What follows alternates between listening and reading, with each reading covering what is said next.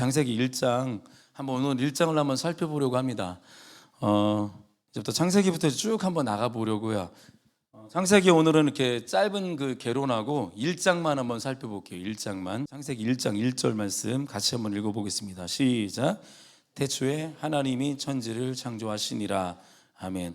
말씀 하나 더 찾아볼까요? 요한계시록 갈게요. 처음과 끝을 찾아보겠습니다. 요한계시록 21장 6절 같이 한번 읽어보겠습니다. 시작. 나는 알파와 오메가요 처음과 마지막이라.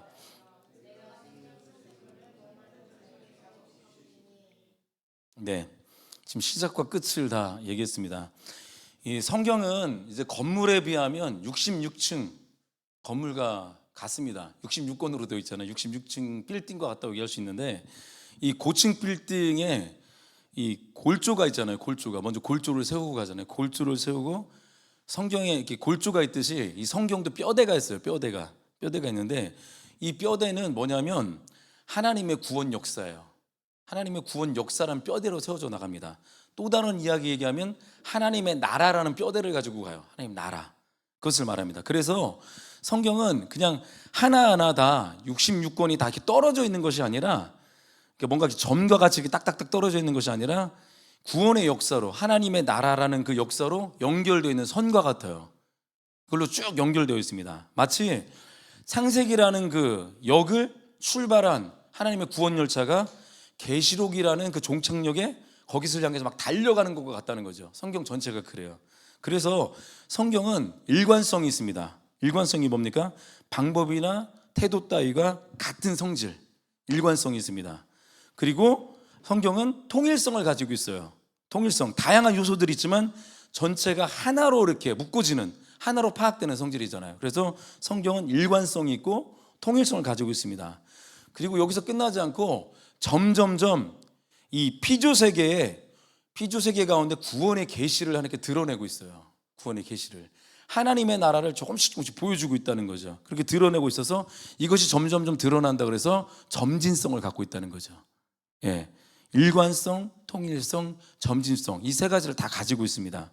그래서 성경은 마지막에 종착역에 딱 이르러서, 마지막에 이르러서 뭐라고 선언합니까? 오늘 조금 전에 읽었던 요한계시록 21장 6절 말씀이에요. 이루었도다. 나는 알파와 오메가요 처음과 나중이라. 이렇게 딱 한 말이 마지막에 딱 선언이 되는 거예요. 1장 1절에서, 창세기 1장 1절에는 태초에 하나님이 천지를 창조하시니라, 시작을 얘기합니다. 계시록 21장 6절은 이루었도다. 나는 알파와 오메가요 처음과 마지막이라, 끝을 얘기하고 있어요. 성경은 처음과 끝을 다 얘기합니다. 어느 이 세상의 지구의 책들 가운데 처음과 끝을 얘기하는 책은 없어요. 근원도 모르고 끝을 모르는 게 모든 이 세상의 학문이에요. 그러나 성경은 처음과 끝을 다 이야기하고 있습니다.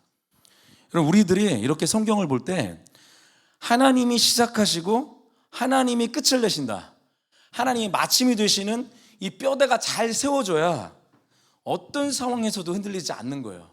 어떤 상황에서도 하나님이 이 땅에서 이 자신에게 허락하신 그 삶을 하나님이 시작하시고 하나님이 끝을 내신다, 이게 있어야 그 삶을 허비하지 않고 잘 살 수 있다는 거예요.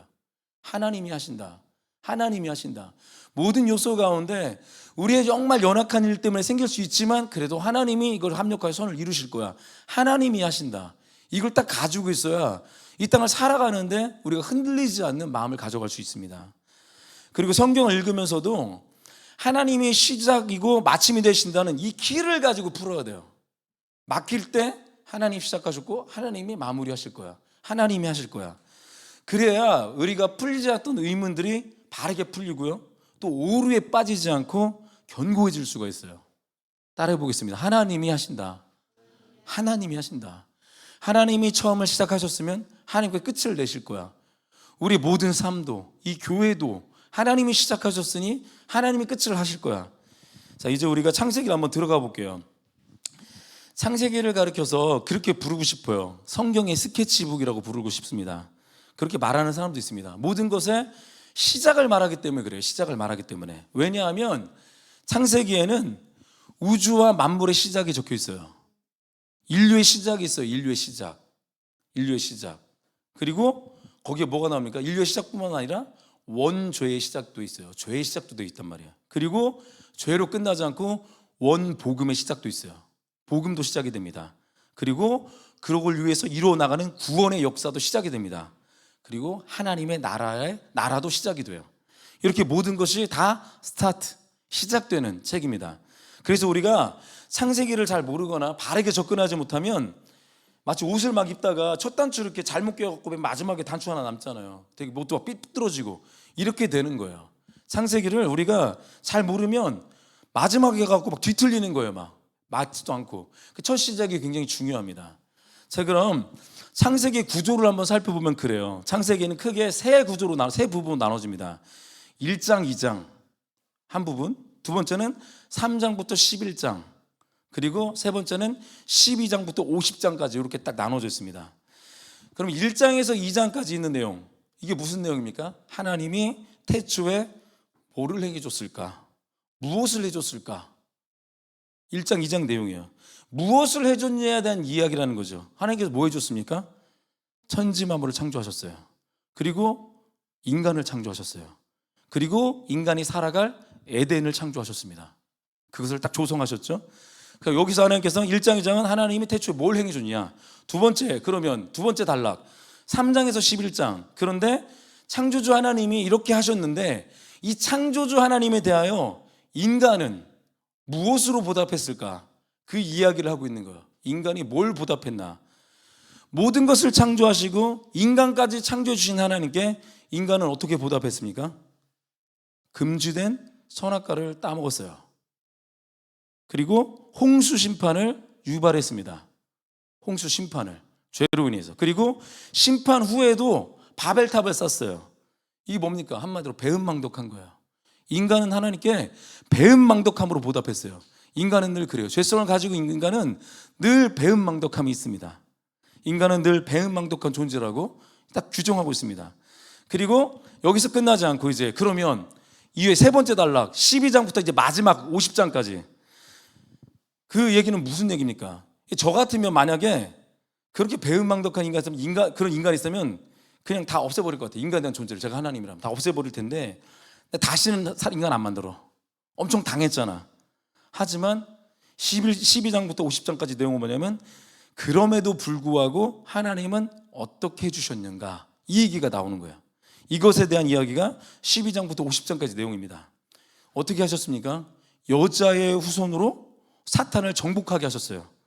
그리고 인류를 구원해 주시겠다는, 아직 뭐 딱 이루어지진 않았지만 그렇게 하시겠다는 원복음을 딱 세워주셨죠. 여자의 후손으로 내가 사탄을, 너희들을 그렇게 빠뜨린 사탄을 내가 머리를 밟아버릴 거야. 이렇게 인류를 구원하실 거야 라는 복음을 딱 세워주신 거야. 이 언약을 어떻게 이어왔습니까? 아브라함과 이삭과 야곱에게 계속 계승해져 온 거죠. 아브라함의 언약, 이삭의 언약, 야곱의 언약, 이걸로 계속 계승되어 왔습니다. 이것이 창세기 전체의 내용이에요. 이 내용이. 자, 그래서 우리는 이 창세기를 통해서 하나님의 그 구원 역사와 하나님 어떻게 우리를 구원하시는 그 방법을 발견해야 돼요. 그걸 발견해야 됩니다. 그리고 그것을 딱 발견했으면 인간이 어떻게 살아야 하는지, 다시는 배은망덕한 삶이 아닌 그 도리를 찾고, 하나님의 그 도를 찾고 도리를 찾는 거죠. 그리고 그 말씀에 순종하는 삶을 살아야겠다라고 마음을 먹어야 되는 거예요. 그 길을 걸어가야 되는 거죠. 그 예수님은 그 길을 좁은 길이라 얘기했습니다. 하나님의 백성으로서의 그 삶을 살아가야 된다. 그래서 그것을 통하여 공동체를 만드신 거고, 혼자 갈 수 없기 때문에 교회를 이루시고 만들어 가고 계십니다. 자, 오늘은 이 창세기 전체 내용인데 오늘 1장만 한번 살펴볼게요. 우리 1장이 오늘 제목은 제가 그렇게 했어요. 하나님 나라의 시작이라고 얘기했는데 우리 창세기 1장만 한번 살펴보겠습니다. 우리 아까 읽었지만 창세기 첫 장 첫 절에 뭐라고 얘기하고 있습니까? 다시 한번 읽어보겠습니다. 시작. 그런 하나님이 천지를 창조하셨대요. 그렇다고 여러분, 성경이 창세기의 신비를 밝혀주는 과학책은 아닙니다. 성경은 과학책은 아니에요. 성경은 과학책이 아니라 우리를 구원하시기 위하여 구원 계획에 관한 이야기예요. 하나님께서 예수 그리스도를 통하여 하나님의 나라를 이루시는 하나님의 구원 계획이 성경의 이야기입니다. 우리는 성경을 대할 때 이 주제가 분명해야 됩니다. 뭐 과학을 찾고 부수적인 거 그럴 수 있지만, 하지만 우리는 거기서 과학을 찾을 이유는 없어요. 하나님이 우리를 어떻게 구원하셨는가, 무엇으로 구원하셨는가, 이거를 찾아야 된다는 얘기죠. 그래서 우리는 천지 만물이 어떻게 창조되었는가 하는 어떤 호기심보다는 그냥 천지 만물을 창조하신 창조의 목적을 찾는 게 더 분명해야 돼요. 호기심보다는 천지를 창조하신 목적이 뭘까, 그 하나님의 의도와 그 마음이 무엇인지를 깨닫는 것이 훨씬 중요합니다. 다른 거 찾다가 그거 못 찾으면 창세기에서 중요한 걸 못 먹고 가는 거예요. 아주 중요한 그런 겁니다. 자, 두 번째 볼게요. 그러면 천지 만물을 다 창조하신 후에 맨 나중에 창조한 게 뭐라고 얘기하고 있습니까? 우리 창세기 1장 26절 한번 볼까요? 1장 26절 말씀. 오늘 성경을 좀 많이 찾아야 될 거예요. 하나님께서 천지 만물을 다 창조했어요. 아까 스케치북 얘기했죠. 이제 막 그 빈 공간을 막 창조해 나가시는데, 근데 다 만들고 난 다음에 맨 마지막에 무엇을 창조했는가? 같이 한번 읽어보겠습니다. 1장 26절 시작. 하나님이 이르시되 우리의 형상을 따라 우리의 모양대로 우리가 사람을 만들고 그들로 바다의 물고기와 하늘의 새와 가축과 온 땅과 땅에 기는 모든 것을 다스리게 하자 하시고, 지금 뭐라고 얘기합니까? 하나님의 형상을 따라 맨 마지막에 창조한 게 우리예요. 우리 사람을 만드셨다고 얘기합니다. 여러분, 그렇다면 하나님은 왜 맨 마지막에 사람을 창조했을까요? 처음부터 만들지 왜 사람을 만들었을까요? 너무 쉬운 얘기는 뭐냐면, 아무것도 땅도 없어, 아무것도 없는데 사람을 덜컥 만들어 봤어. 그럼 사람이 디딜 땅이 어디 있어? 없잖아요. 그것을 뭐라고 얘기하냐면, 이사야서 45장 한번 볼까요? 이사야서 45장. 왜 하나님이 사람을 맨 마지막에 창조했냐? 이사야서 45장 18절을 보겠습니다. 자, 다 같이 한번 읽어보겠습니다. 왜 맨 마지막에 사람을 창조했냐? 한번 읽어보겠습니다. 시작. 이같이 말씀하시되 하늘을 창조하시니 그는 하나님이시니 그가 땅을 지으시고 그것을 만드셨으며 그것을 견고하게 하시되 혼돈하게 창조하지 아니하시고 사람이 거주하게 그것을 지으셨으니 나는 여호와라 나 외에 다른 이가 없느니라. 뭐라고 얘기합니까? 천지 만물을 창조하신 하나님의 의도가 뭔가요? 사람을 만드신 이유가, 그러니까 맨 마지막에 사람을 창조하신 이유가 사람이 거주하게 하시려고 다 지어놓은 다음에 그 다음에 사람을 마지막에 지은 거야. 이렇게 지으셨다고 말하고 있습니다. 하나님은 먼저 인간이 행복하게 살아가야 할 그 환경을 다 조성해 놓으신 거예요. 그 다음에 환경을 다 만들어 놓고 다음에 거기다 사람을 딱 집어넣으신 거죠. 이렇게 만들어 갑니다. 우리가 이런 걸 통해서 알 수 있는 게 뭡니까? 우리가 하나님의 그 길을 가는 데 있어서 하나님은 먼저 다 앞서 행하신다는 거예요. 다 앞서 행하세요. 살아갈 환경을 다 조성해 놓으시는 분이십니다. 우리가 어떤 길을 떠나고 무엇을 해나갈 때 절대 대책 없이 보내시는 분은 아니십니다. 반드시 하나님 인도하심이 있어요. 그리고 하나님께서 그 길을 예비해 놓으셔요. 앞서 길을 행하신다는 거죠. 여러분, 아담과 하와가 창조한 후에 딱 창조되었어요. 다 조성해 놓은 것을 보고 딱 눈을 딱 떴다고 생각해봐요. 온통 막 두리번댔을 거 아니에요. 막 이게 뭐야. 그 천지 만물을 딱 보았을 때 그 감격이 어땠을 것 같습니까? 신기했을 거예요. 너무나 신기하고 놀랍고 황홀했을 것입니다. 여러분, 그런데 우리도 마찬가지예요. 거듭난 하나님의 자녀들은 죄에서부터 해방해 주신 그 처음 그 구원을 딱 생각하면 이 처음 감격을 회복하고 찬양하는 게 마땅한 거예요. 우리가 거듭났고 한 다음에 새롭게 창조된 모습이잖아요. 새 창조가 된 거잖아요. 그래서 우리는 이것 때문에 찬양할 이유가 있는 거예요. 이것 때문에 하나님이 나를 새롭게 하셨다는, 아담과 누렸던 그 영광과 감격을 똑같이 우리가 거듭날 때 누린다는 거죠. 여러분, 우리가 이게 아침에 떠오르는 그 찬란한 태양을 보면서 우리가 뭘 깨달아야 될까요? 그러면 태양을 보면서 만물이 나를 위하여 창조해 주신 하나님의 선물이구나, 조성해 주신 선물이구나, 이걸 딱 깨달아야 되는 거야. 하나님께 우리가 영광을 돌릴 수밖에 없잖아요. 또 불안포기, 사란톨, 그 깃든 하나님 아버지의 마음을 볼 수가 있어야 되는 거죠. 우리 이 공간은 너무나 그런 걸 보기가 너무 좋은 공간인 것 같아요. 풀도 많고 둘러보면 나무도 많고 다 그렇습니다. 그것을 통해서 아름답다를 뛰어넘어 하나님이 나를 그렇게 사랑하셔서 조성해 놓으신 작품이구나, 그렇게 볼 수 있는 거 아닙니까? 이것에 대해서 감사를 해야 되는데 넘치는 감사를 한 인물이 있습니다. 아주 분에 넘치는 감사를 한 사람이 누구 있어요. 누구냐면 다윗이에요. 다윗. 우리 시편 말씀을 한번 볼까요? 시편에서 다윗이 그 하나님의 넘치는 감사를 이렇게 표현하고 있습니다. 시편 8편 3절에서 4절 말씀을 보겠습니다. 이 넘치는 사랑을 영적인 눈으로 바라본 사람이 있습니다. 눈을 떴죠. 우리 다윗이 이렇게 고백했는데 3절 4절을 같이 한번 읽어보겠습니다. 다윗의 마음으로 읽어보겠습니다. 시작. 주의 손가락으로 만드신 주의 하늘과 주께서 베풀어 두신 달과 별들을 내가 보오니 사람이 무엇이기에 주께서 그를 생각하시며 인자가 무엇이기에 주께서 그를 돌보시나이까. 이렇게 감격하고 있어요. 여러분, 이 감격이 만물을 바라볼 때도 생기지만 우리가 하나님을 딱 만났을 때, 창조주 하나님을 딱 믿을 때 느끼는 동일한 감격이어야 됩니다. 이 감격이어야 돼요. 사람이 무엇이기에, 내가 무엇이길래 저를 생각해 주십니까? 이런 고백들. 그래서 우리가 산에 올라가면 그렇잖아요. 이렇게 막 멋있다, 막 이렇게 뛰놀면서 얘기하잖아요. 멋있다. 그러면서 하나님이 나를 위해서 이렇게 만드셨구나, 이런 것들을 우리가 표현해야 되는 거죠. 하나님은 위대하시다. 하나님은 정말 놀라우신 분이시다. 하나님은 아름다운 분이시다. 이 창조주 하나님에 대해서 감탄하는 거죠. 찬양은 하나님을 향해서 감탄하는 거예요. 감탄. 그 감탄사를 계속 날리는 거예요. 하나님 아름다우십니다. 하나님 놀랍습니다. 요셉이 감옥에 가 있어도 하나님께 높이고 찬양하고 경배했던 그것이 바로 찬양입니다. 안 믿는 사람도 멋진 경치를 보면서 멋있다 이렇게 감탄을 하는데, 이것은 사실 그들이 보이지 않는, 그들은 못 봐요. 못 보지만 보이는 그 만물을 통해서 그 만물 안에 있는 보이지 않는 하나님의 숨결을 그들이 느끼고 있는 거예요. 그게 뭔지 몰라서 그렇지. 죄로 인해서 타락된 그 인간은 완전하진 않지만 하나님에 대해서 미세한 감각을 갖고 있어요. 미세한 감각. 그게 어떨 때는 도덕이라는 이름으로 쓰입니다.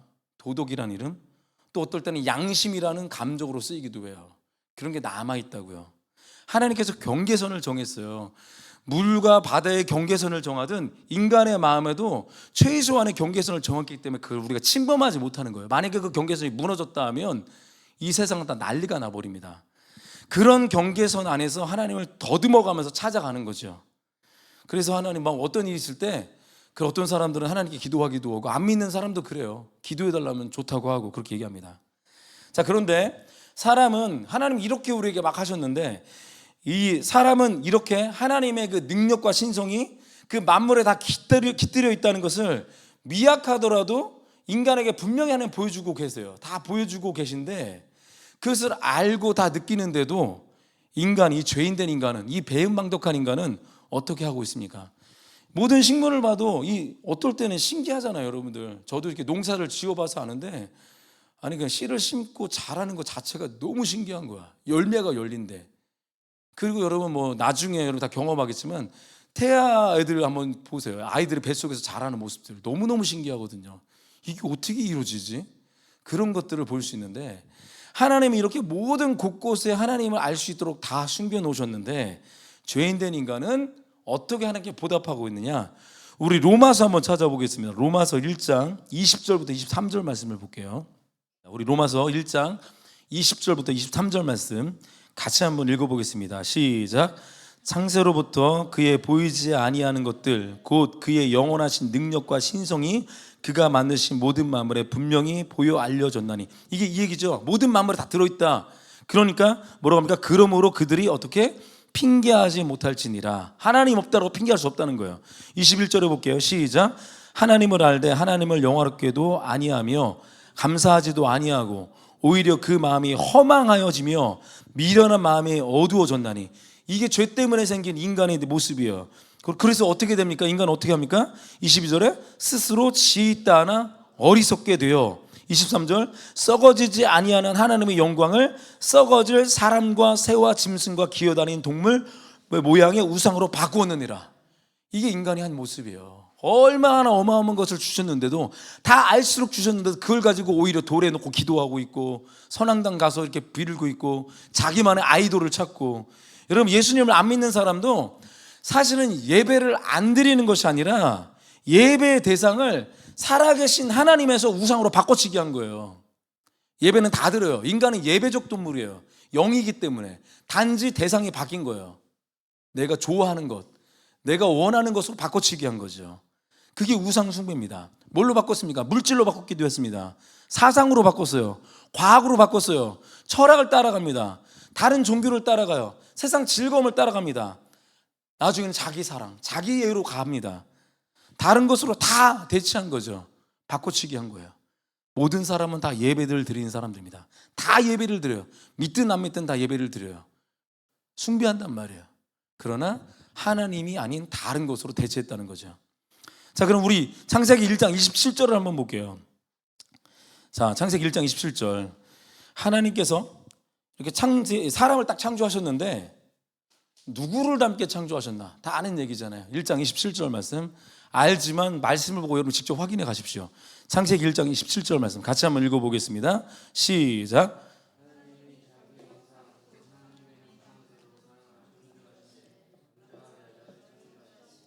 누구를 닮게 창조했습니까? 하나님의 형상, 하나님 닮게. 이것은 하나님의 형상은 뭐냐면 다른 것이 아니라 하나님의 형상은 외형적인 걸 말하는 게 아닙니다. 하나님과 인간이 가지고 있는 공유적 속성을 얘기하는 거, 공유적 속성. 그래서 사람은 언뜻 보면 사람처럼, 하나님처럼 보는데 언뜻 보면. 왜?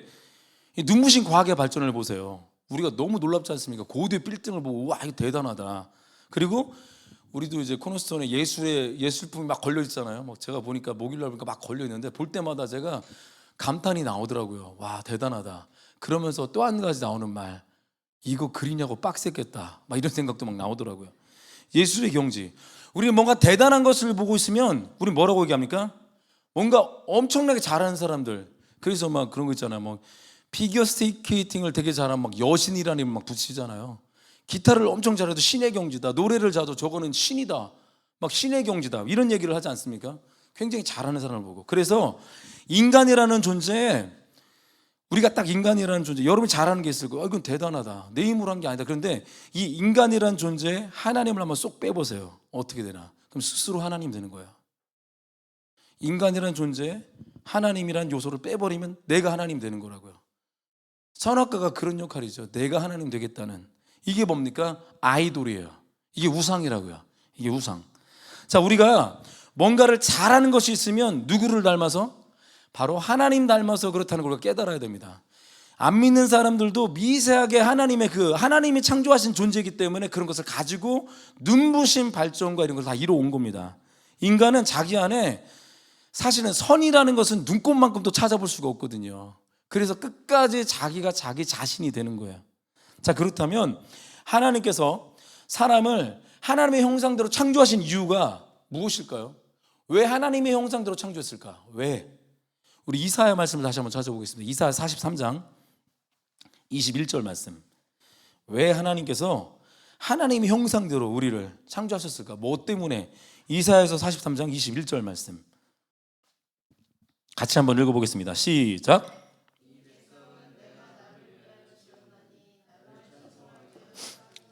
하나님께서 우리를 왜 하나님의 형상대로 창조했냐면요, 찬송하게 하려고, 예배하게 하려고, 경배하게 하려고. 여러분, 이것은 궁극적으로 뭘 말하는 걸까요? 찬송한다, 예배한다, 경배한다. 이게 뭘 말하는 걸까요? 그것은 하나님은 인간을 교제의 대상으로 창조했다는 거예요. 교제의 대상. 예배는 하나님과 교제하는 거예요. 대화하는 거예요. 인격적이신 하나님은 우리가 대화하고 싶어 하시고 하나님은 그렇게 나누길 원하십니다. 그래서 그것을 사람은 교제의 대상으로 딱 지어가지고 모든 피조물을 대표해서 하나님을 섬기는 제사장 직분을 감당하기 위해서 내가 너에게 나의 권위를 줄게. 그걸 가지고 온 세상을 내가 마치 다스렸으면 좋겠다는 그 모습으로 한번 다스려 봐. 이게 하나님의 마음이에요. 그게 뭐냐면 제사장 직분이라는 거예요. 그게 성경에서 말하면 제사장 직분. 인간이 다스리고 통치하시는데 하나님이 다스렸으시면 꼭 그렇게 하실 것처럼 다스렸다는 거죠. 누가? 최초의 인간이, 아담과 하와가. 하지만 인간은 왕은 아니에요. 인간은 많이 썼던 얘기죠. 대리 통치자라는 많이 씁니다. 대리해서 통치하는 자입니다. 왕은 누굽니까? 하나님. 아담은 왕 같은 제사장, 왕 같은 제사장. 왕의 그 왕권을 위탁받은 존재죠. 하나님의 뜻대로 통치하는 대리 통치자. 대리 통치자는 내 뜻이 아니라 하나님의 뜻대로 대신하는 거잖아요. 대신 대리 업무를 하는 거지 않습니까? 인간을 왕 같은 제사장이라고 했는데, 그러면 제사장이란 말을 썼어요. 지금 제사장은 도대체 어떤 직분입니까? 제사장은 섬기는 직무를 가진 자라고 그래요. 섬기는 직무. 위로는 하나님을 섬기고 아래로는 하나님의 백성들을 섬기는 직분, 그게 제사장의 직분입니다. 그래서 하나님은 제사장 직분을 가지고 세상을 섬기게 하기 위해서, 우리가 세상을 섬겨야 되잖아요. 세상을 뭔가 이렇게 이끌어 가야 되는데 그것을 위해서 무엇을 주셨습니까? 우리 창세기로 다시 넘어갈까요? 창세기 1장 28절 말씀. 1장 28절. 하나님께서 무엇을 허락하셨습니까? 같이 한번 읽어보겠습니다. 창세기 1장 28절 말씀. 대리 통치하기 위해서 뭘 주셨나? 같이 읽어보겠습니다. 시작.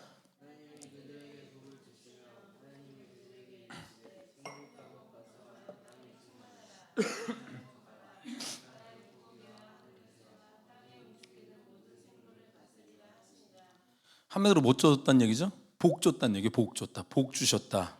하나님께서 모든 인류 시조에게, 아담과 하와에게 복 주셨다는 얘기예요. 그 복이 뭡니까? 여기 써 있어요. 그 복이 충만하라, 정복하라, 다스리라. 이게 복이에요. 충만하고 정복하고 다스려라. 충만, 정복, 다스림. 이게 성경에서 말하는 최초의 복입니다. 여러분, 모든 생물을 다스리라 하신 것은 왕적 권세를 얘기하는 거예요. 왕적인 권세. 왕적 권세는 다스리는 권세잖아요. 자, 복을 다시 한번 정리해보면, 최초 인간에게 주신 그 복이 뭡니까? 만물을 대표해서 하나님을 섬기는 제사장의 그 제사장적 사명을 가지고 하나님을 대리하여 만물을 다스리는 왕적 권세, 즉 왕 같은 제사장. 이게 축복이라는 것을 알 수 있어요. 이게 축복이라는 거예요. 이게 복의 정의입니다. 여러분, 세상에 말씀이 야고보에서 그랬어요. 온갖 좋은 선물은 하늘에서부터 주어진다고. 세상에 온갖 좋은 모든 것은 하나님이 주시는 거예요. 하나님이. 처음과 끝이 되시는 하나님이 주신다고요. 이런 복에 대한 콘텐츠, 하나님이 주신다는 복에 대한 콘텐츠는 사실 기독교에서만 아주 독특한 콘텐츠예요. 굉장히 중요합니다. 복의 개념은. 요즘 복을 강조하면 기복신앙입니다 막 이런 얘기하는데, 아니에요. 이건 복에 대해서 사단이 왜곡해 놓아서 그렇게 한 거지, 기독교는 근본적으로 복을 주는 종교입니다. 기독교는 복을 주는 종교예요. 왜? 하나님만이 진짜 복을 주실 수 있기 때문에 그렇습니다. 하나님만이. 기복신앙은, 이 기복신앙이 뭡니까? 복에 대한 진짜 의미를 모르기 때문에 기복신앙이라고 하는 거지, 복이 진짜 의미가 뭔지 모르고 그냥 복 하기 때문에 기복신앙이 되는 것이지, 진짜 복이 무엇인지 안다면 하나님은 복을 주시는 분이십니다 라는 게 나온다는 거예요. 예. 기독교의 그 아주 중요한, 이게 핵심이기도 합니다. 복에 대한 핵심. 자, 그분은 영원한 생명이고요. 그리고 그 복은 뭐냐? 생명을 얘기하고, 그 복은 예수 그리스도를 얘기합니다. 즉 하나님 자신이 복이라는 거예요. 내가 너 줄게. 이게 우리가 복 준다는 얘기예요. 그래서 하나님은 우리에게 복 주신다 그러면 뭡니까? 하나님 자기 자신을 주신다는 거예요. 하나님 자기 자신을. 돈, 건강, 번영 이런 것들은 부수적인 개념이에요. 부수적인 개념. 하나님을 추구하다 보면 얻을 수도 있고 잃을 수도 있는 진짜 복은 뭐냐? 하나님 자체. 하나님 자체. 그래서 우리가 예수님을 믿을 때 성령님이 우리 안에 오시잖아요. 이게 복이라는 거예요. 복은 그래서 이렇게 요약할 수 있어요. 다른 것이 아니라 하나님과의 관계성이에요. 관계성. 하나님과 관계, 친밀함. 이게 복이라고 얘기할 수 있는 거죠. 그래서 하나님께서는 인간을 딱 창조하신 다음에 복을 주셨습니다. 교제하자. 그 복은 하나님께서 세상을 통해서 주신 왕의 권세, 그리고 충만하고 정복하고 다스리라는 왕권이에요. 이게 우리에게 주신 복입니다. 얘들아, 내가 너희에게 그 왕의 권세를 주었는데 너희는 세상의 왕들처럼 힘으로 정복하지 말고, 내가 세상을 다스렸으면 이렇게 했을 거라고 생각하는 복음으로 정복해봐. 사랑으로 정복해봐. 그것으로 정복해봐. 그걸로 다스려봐. 이 말이죠. 하나님께서는 이렇게 우리를 대리 통치자로 세웠다고 얘기합니다. 여러분, 이것이 하나님의 나라의 통치 방법이에요. 그래서 우리가 하나님의 복음이 전부다로 얘기하는 거죠. 즉 우리에게 주신 복음은 축복해 주시는 권위, 이런 얘기도 하고 있습니다. 그래서 하나님이 세우신 그 질서에 순복하는 것, 우리는 왕의 제사장을 가지고 축복해 주고 블레싱하고, 어떤 상황에서도 어떤 일이 있어도 뭐 잠깐 그럴 수 있지만 그래도 축복하고, 그리고 그 하나님 주신 복에, 주님이 주신 그 권위 속에서 우리가 순종하면서 세워 나가는 게, 그게 복된 삶이라고 할 수 있습니다. 우리 마지막으로 창세기 1장 31절 한번 볼까요? 창세기 1장 31절 같이 한번 읽어보겠습니다. 창세기 1장 31절 시작. 하나님이 그 지으신 모든 것을 보시니 보시기에 심히 좋았더라. 심히 좋았더라. 예, 심히 좋았더라. 보시고 하니까 심히 좋았대요. 다 짓고 나면 심히 좋았대요. 자, 이 심히 좋았다는 말이 히브리어로 토브라고 쓰거든요. 이렇게 말하고 있는데, 이것은 뭘 말하는 걸까요? 하나님이 원하시는 대로 뭔가 딱 건설됐다는 거예요. 내가 의도하고 내가 생각했던 대로 뭐가 딱 만들어졌다는 거예요. 그게 뭘까요? 하나님 나라가 건설됐다는 거예요. 하나님의 나라가 만들어졌다는 거예요. 그것도 하나님께서 의도하시고 원하시는 뜻대로 국가가 만들어졌다는 거죠. 우리 국가의 3요소가 뭡니까? 영토, 주권, 국민 아닙니까? 영토, 국민, 주권. 뭐 영토 있고 주권 있고 국민. 여러분, 집만 있다고 해서 가정이 아니에요. 집 동그라미인데 이게 무슨 가정이 됩니까? 그건 건물이지. 그리고 예배당만 딱 있다고 해서 교회가 아닌 거예요. 이런 것처럼 천지만물을 하나님께서 딱 창조하시고 난 다음에 그것이 곧 하나님 나라의 완성이 된 게 아닙니다. 그건 그냥 공간과 시간만 창조됐을 뿐이죠. 하나님의 형상대로 지음받은 이 백성으로 하여금 사람이 지어져야 되는 거예요. 그걸 다스릴, 하나님을 대신해서. 그래서 하나님이 주신 그 왕권, 주권을 가지고 다스릴 그 사람이 필요한 거죠. 그래서 하나님의 형상대로 지음받은 백성으로 하여금 만물을 대표해서 하나님을 섬기고 하나님을 대리해서 만물을 다스리게 하셨을 때 비로소 하나님의 나라가 건설이 되었다, 이렇게 얘기할 수 있습니다. 그렇습니다. 여러분, 하나님의 나라가 임했다는 게 뭘까요? 주님의 나라가 임했다. 성도들이 왕같은 제사장이 되어서 가정과 교회와 학교와 일터를 딱 섬길 때 그곳에 하나님의 나라가 임했다라고 얘기할 수 있는 거예요. 하나님의 왕권을 가지고, 아버지의 마음을 가지고 내가 있는 공간을 내가 섬기고 다스려 나갈 때, 정말로 섬기기 위해서 다스려 나갈 때 하나님의 나라가 여기에 임했다라고 말하는 것입니다. 사랑하는 중앙빛 교회 성도 여러분, 오늘도 하나님의 나라의 백성으로 왕권, 부여받은 그 왕같은 제사장으로 세상의 통치 방법이 아니라 하나님 나라의 그 통치 방법으로 우리가 만나는 사람, 그리고 가정, 직장, 학교, 교회, 그리고 시간과 물질, 건강 등등을 사랑으로, 복음으로 통치할 수 있는, 그렇게 해서 변화시킬 수 있는 대리 통치자 되시길 주님의 이름으로 축원합니다.